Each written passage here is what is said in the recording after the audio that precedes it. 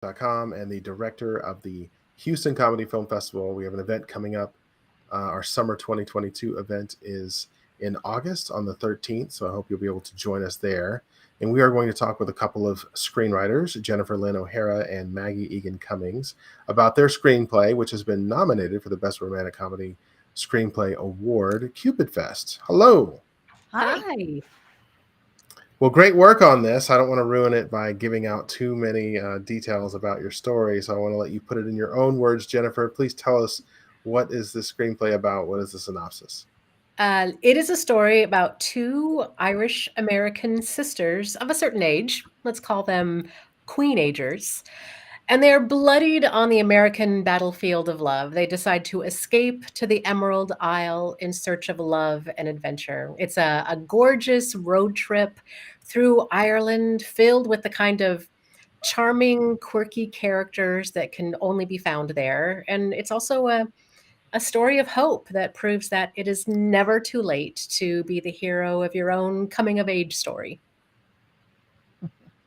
Well, the judges definitely loved this story, and they really rated it very well. Like the character development, like just the I don't know, just the whole story just turned out to be something that put a smile on your face and had some great funny moments timed throughout. Um, Please give us an idea, Maggie, of what motivated you to create the two of you, to create this particular story. Why spend the energy on this one? Yeah. Well, it was inspired by a trip I took with my family in 2018 to celebrate my daughter's graduation. And we went through this little town called Lisdoonvarna. And I was on this bus with all the other tourists and heard that once a year, this little town of, I don't know, 8,000 people burst into like 40,000 people or something, coming to a matchmaking festival. And I'm like, I'm typing about this on Facebook, and I'm like, why has no one ever written about this? And Jennifer answers me back in the comments, when, woman, when? And I go, why has nobody written about it? Another friend said, Maggie, you write it. So when I got back, Jennifer and I were in an acting class together, and I talked about it there, and everybody seemed to think it was a good idea for a movie. So off we went to a coffee shop nearby, and we just started penciling out how it would work and who these people were. And truly the motivation, to be honest, is a few things. Number one, we love Ireland. We have Irish heritage, but also because they're not really writing women's roles for this age. There's 20-year-olds and 30-year-olds, and they're in high demand, and I get it, and I love them. But I think women need to know there's something else to look forward to when you're 20 and 30. You can still be vital and passionate and be relevant. I mean, look at Grace and Frankie. True, very true. Did you have anything you wanted to add to that, Jennifer? Yeah, this was kind of a labor of love, and also our love letter to Ireland. We're both, we've both been there multiple times, and so many of our experiences in Ireland have found their way on the page. And some of the stories and the funny incidents that when you're reading the screenplay, you think, oh, that would never happen in real life. They actually did happen to Maggie and myself, and they're taken straight out of our stories of our time in Ireland, and it's I would love to share those kinds of magic moments with the world so they can see what a fantastic, magical place this is. Interesting. I'm curious. We can go to you, Maggie. What got you started writing in the first place? Just not just this particular story, but what got you off the couch, so to speak, to say, okay, I'm not just a person with a good idea. I'm someone who's going to write it down and present it as a screenplay. When did that happen for you, and how did that happen?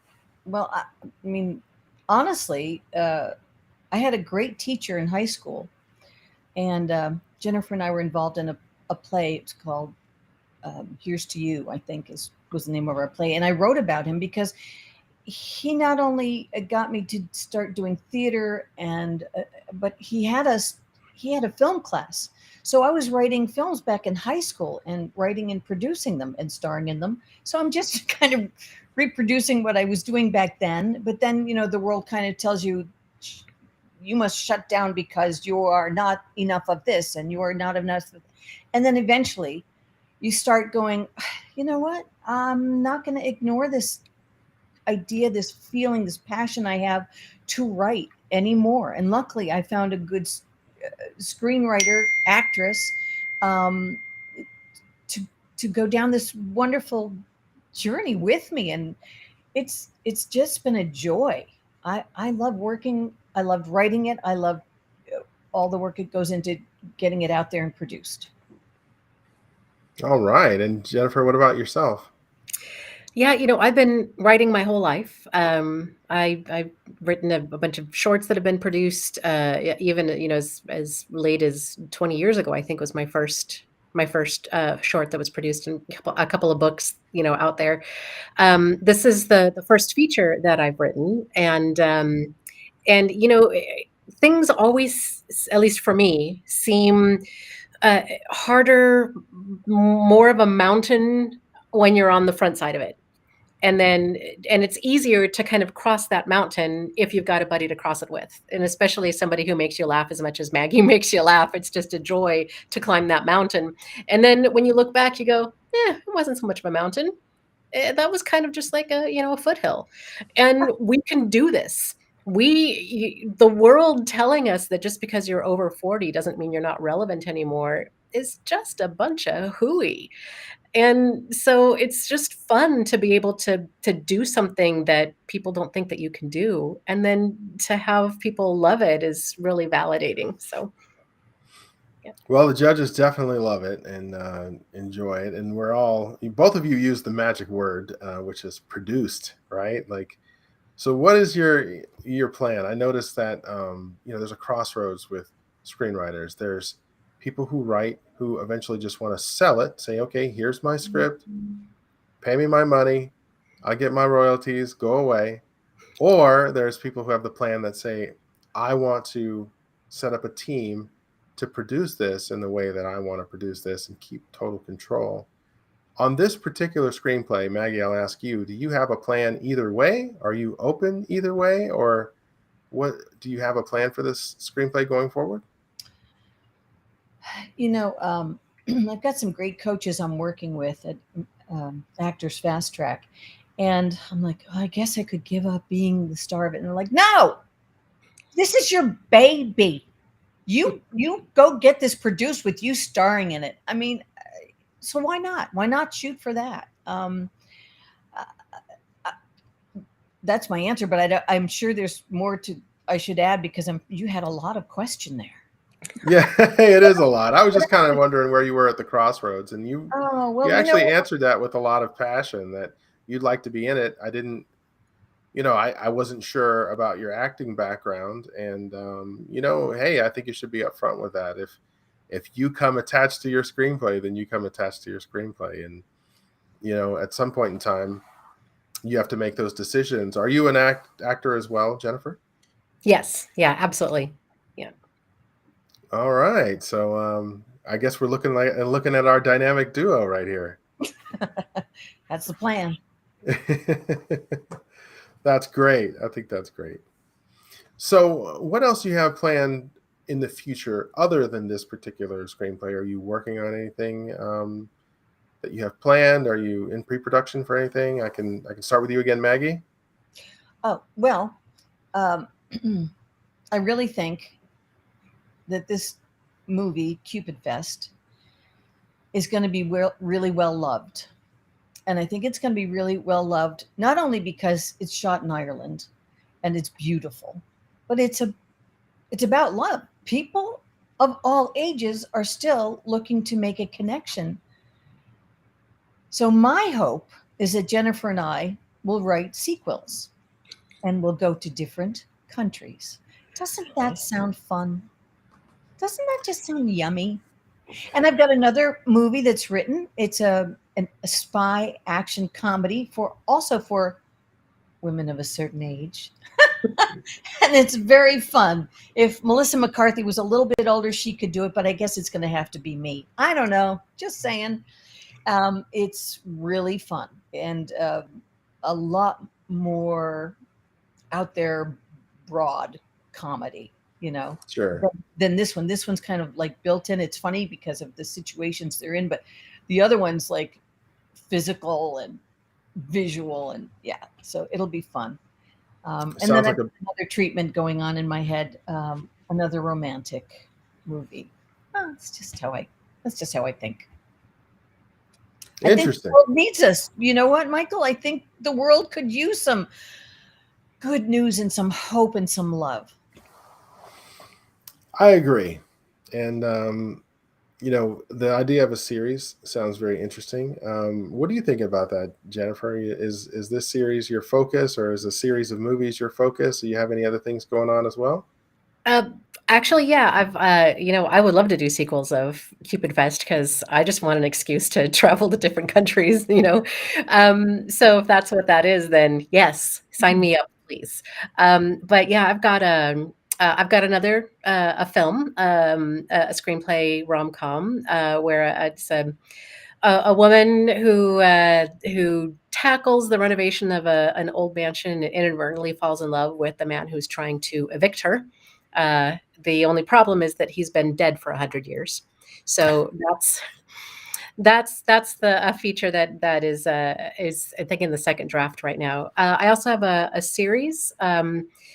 It's a drama, an hour drama, female driven, female written, about the wife, the ex-wife, and the mistress who form an unlikely partnership and become accidental investigators to take down a human trafficking ring. So Hmm. it's kind of like a Good Girls meets Leverage kind of thing. So, yep, those are two things. Plus, I've got other stuff going on, but those are the two most furthest down the road. Were you both writing this together during all the social distancing and during the COVID times? Is that when this was written or developed, or is this just something that you've been carrying around for a long time? Oh, that's to me. Yeah, sure, me. We wrote this, started in 2018 Hmm. when I got back from Ireland, and it was written by St. Patrick's Day of 2019, right? Because we had Oh a wow. yeah. So so it hasn't been that long, and then it just takes a long time to figure out what you do next, and then making connections, and then pitching it, and oh, pitching. Speaking of pitching, I don't know if this is ever going to be seen by your audience, but Jennifer created the most beautiful pitch deck for us for Cupid Fest. It's Mm. lively and brilliant, the colors, and it makes you want to dive into those pictures. And a lot of those pictures were pictures she had on her camera and I had on mine from our trips, and they just sparkle. Well, everyone wants to get attention, pitch their screenplay. Sometimes those connections need to be made in person, whether they be at film festivals or film market events or things like that. Um, and I always tell screenwriters, and you may already know this, but for the general audience, I always say that there's three basic things that you want to make sure that you are ready to explain, just in case you are talking to a production company, an investor, or a distribution company. Number one is you have to be able to explain in short order the synopsis. What is the story about? Number two, and I mean short order, if it takes you 10 minutes and two drinks to tell the story, you've probably lost your audience. Number two, you've got to know where it fits in the market. You have to be able to come up with a couple of examples of existing tangible products that people can understand and start to compare finances to in order to do something.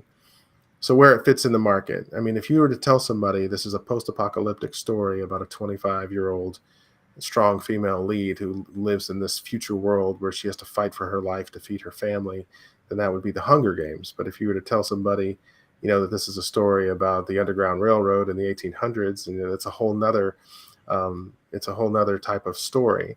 And the worst answer you can possibly have is, my screenplay is like nothing else out there. That could be pretty scary because, at the end of the day, you're making a product. And when you make a product, in your pitch decks and things, you have to have the research to show that there's a path and there's a market for your product and how you plan to market to that specific, demographic. I took my 6-year-old son to watch, the Minions animated film, which was great for him, but I was eyes glazed over, man. I was Oh. like, oh my gosh, like, is this really happening?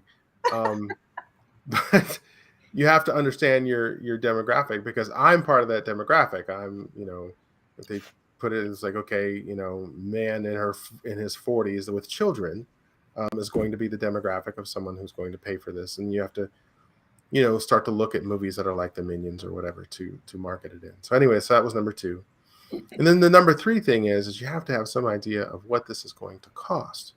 Now, there's the detailed version where an experienced line producer, maybe from a film that you had on your list that fit the demographic, that fit the marketing that you're trying to do. So let's say if your film was, was supposed to be a modern day version of Designing Women, then maybe looking up a producer or an associate producer from Designing Women might be a good idea to get on board for your project, because they've actually ushered that type of project through the system before and they have some experience. And then maybe, if you get a line producer to really break it down line by line, prop by prop and location by location and all the actor and the budgets and the rates, you can say, you know what, this is about a $2 million film if we were to shoot this, or an $8 million film if we were to use SAG rates to shoot this. There's the detailed version, but then there's also the layman's version. If you can't afford to pay a line producer $2,500 to break down your script, if you're talking to someone, you can explain, this film takes place in Ireland and it has 2 central characters, but it does have about 16 actors and it takes place in multiple locations and it's primarily shot during the day and there's no special effects. There's no rolling of cars. There's no, and we need a boat, we need a beach, we need a car, we need a road trip, we need to shoot car to car. Like, just basically knowing what the basic props and requirements are to shoot your film. Most production companies can do the math and kind of figure out, oh, that sounds like it's about a $2.5 million film or a $12.5 million film. They can kind of figure that out. So I always encourage people, you got to know those things. And there's a lot of people who say that, they can just email agents and email production companies and email directors and that kind of thing, and they get a response.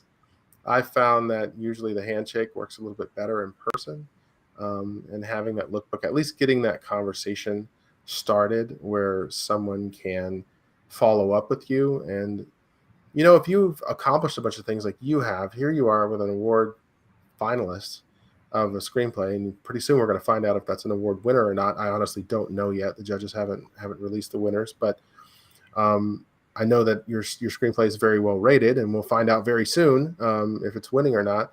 But having a central location where people can come and see all of your accomplishments linked in one place, and your social media and all that, a video like this, an interview, is very important in my opinion. So the last thing you want is someone to try and Google your name and Google your screenplay, and the only thing they really come up with is my post on YouTube. Like, you want them to be able to come up with, they need to be able to contact you, and they need to be able to see, oh, that's the person that I talked to. Oh, here's the lookbook. Oh, here's the list of 7 film festivals that they got into. Oh, here's the interview that they did with Film Festival Circuit. Here's the interview they did with another company, and have one, central location. So that's my best advice. I don't know if that's unsolicited advice or not, but that's the way I see the industry happening. And I wish you the best. When I see your screenplay, when I see the words on the page, you're very good. Both of you are very good at presenting visuals. I can easily visualize your locations. I can